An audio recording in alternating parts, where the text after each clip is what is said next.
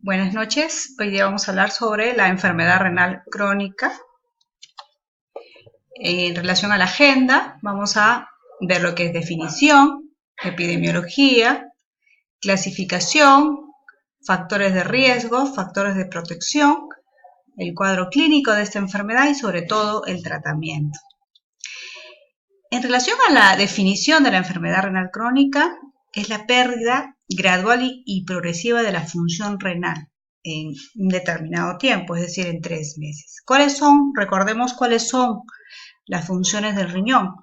Primeramente elabora la orina, ¿no? Es la encargada de la eliminación de las toxinas del organismo. Se encarga del equilibrio ácido-base, se encarga del equilibrio de los líquidos del organismo. Además, produce una hormona que es la eritropoyetina y otras cosas más, ¿no? Entonces, el problema es cuando el paciente con enfermedad renal crónica lamentablemente pierde todas estas funciones y ya lo vamos a ver en el transcurso de la presentación. Recientemente la National Kidney Foundation ha propuesto unas guías y como definición ha definido en relación a la función renal cuando el filtrado glomerular es menos de 60 ya lo califica como enfermedad renal crónica. Esta es una enfermedad importante y es una enfermedad que ya es un problema de salud pública por su alta prevalencia, por su alta mortalidad y sobre todo porque es muy cara, ¿no? En el Perú, cada sesión de hemodiálisis está aproximadamente 400 soles. Estos pacientes tienen que hacerse este procedimiento 3 veces por semana, son 1.200 soles por semana. Imagínense por mes, ¿no? Entonces son casi 5.000 soles por mes. Y lamentablemente, en la última década en el mundo, prácticamente se ha visto de que se ha incrementado este problema en un 7% al año, esta enfermedad. Existen aproximadamente 1.1 millones de personas ya con tratamiento de hemodiálisis. En nuestro país estamos en 12.000 pacientes que están en este tipo de terapias de reemplazo, es decir, en hemodiálisis, ¿no? Y se sabe que es la 12ª causa de muerte. En relación a la clasificación, hay diferentes estadios en relación y van en aumento en relación a la gravedad. El primer estadio es el más leve, cuando hablamos de una depuración mayor del 90%. Sin embargo, cuando también esta se acompaña de algún tipo de daño renal. Luego tenemos el estadio 2, cuando la depuración, es decir, la función, está en un 60 a 89, prácticamente por ciento. Y en el estadio 3, cuando la depuración está entre 30 y 59. Se dice que a partir del estadio 3 es cuando ya hay insuficiencia renal crónica. Los estadios anteriores se habla de enfermedad renal crónica. Muy bien. En relación a la etiología, sabemos que en el mundo ya el problema del sobrepeso está tomando límites bastante marcados, ¿no? Entonces, la nefropatía diabética es una de las principales causas por las cuales el paciente llega a la insuficiencia renal y a la diálisis, ¿no? Luego le sigue la nefroesclerosis hipertensiva, otro tipo de glomerulopatías, etc. En relación a los factores de riesgo, ¿cuáles son los factores por los cuales yo podría tener este tipo de enfermedades? Obviamente en la cabeza está la diabetes, la hipertensión.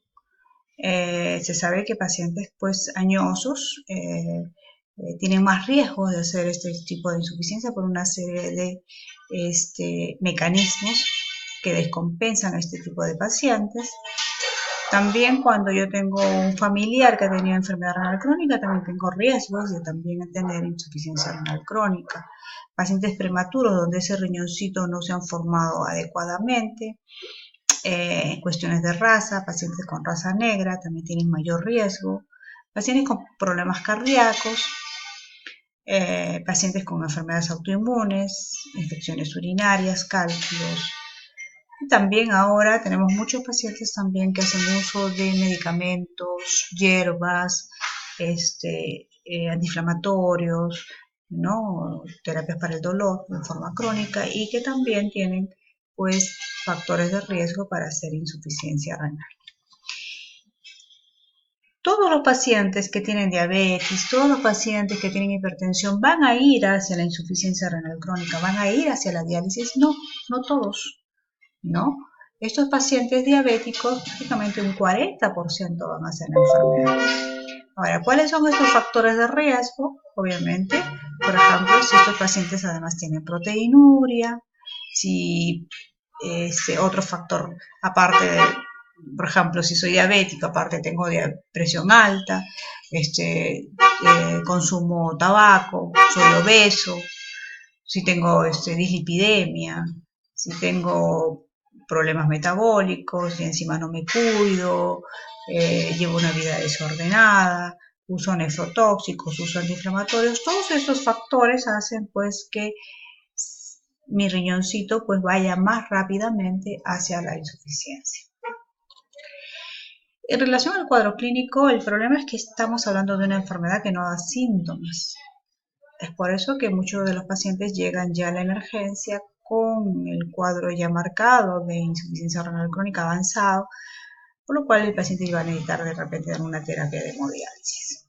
En el estadio 1 y 2, cuando las depuraciones son mayores de 60, ¿no? Acá es asintomático cuando la depuración está en 70 y 80, y en el estadio 3 ya vamos a encontrar pues algún tipo de signo y síntomas de repente muy leve y que de repente no le demos importancia, ¿no?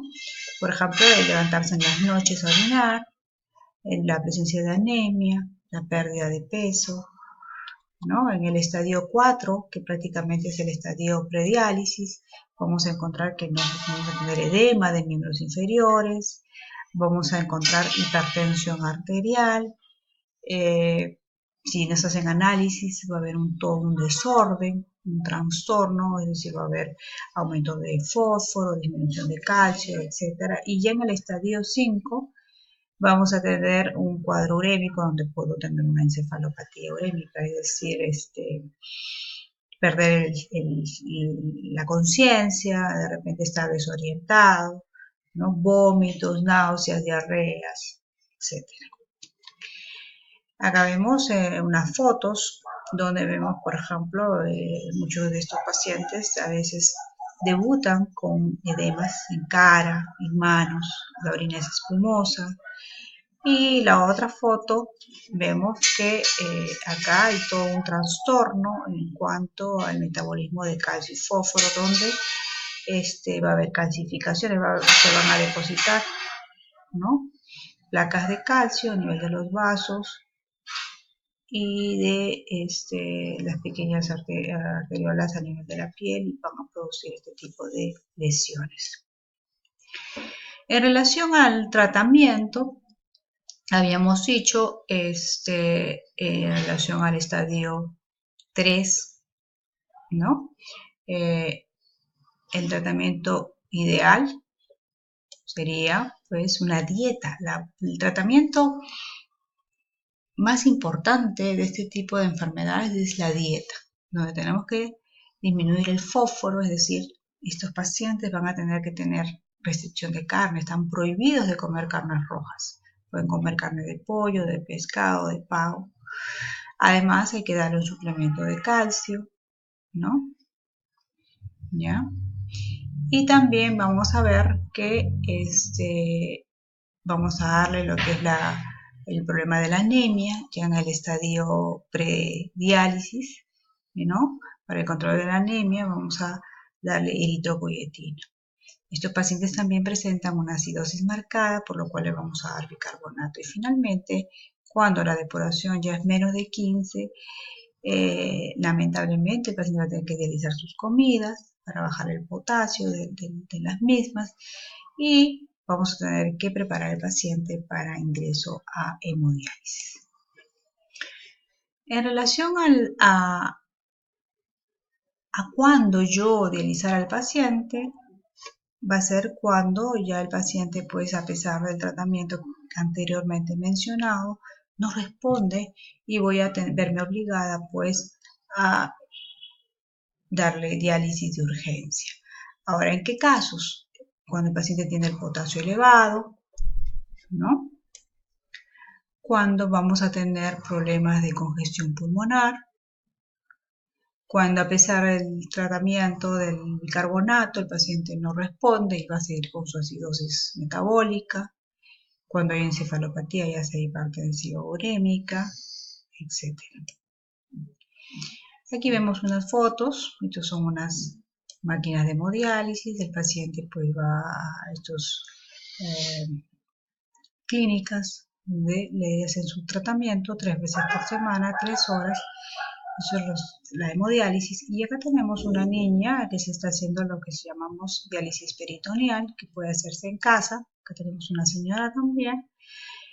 Y acá tenemos un paciente que también se está haciendo hemodiálisis en estas máquinas.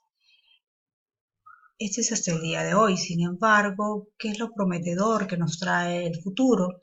Se habla de la creación de lo que es el riñón biónico.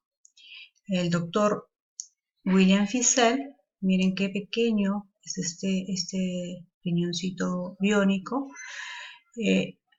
Estos científicos americanos prepararon un riñón artificial con filtros de silicio y células vivas, y esos van a poder ser implantados en estos pacientes y los van a liberar de las máquinas de hemodiálisis. O sea, no tendrían que estar yendo a estas clínicas de diálisis. Y realmente es un futuro bastante alentador para este tipo de pacientes.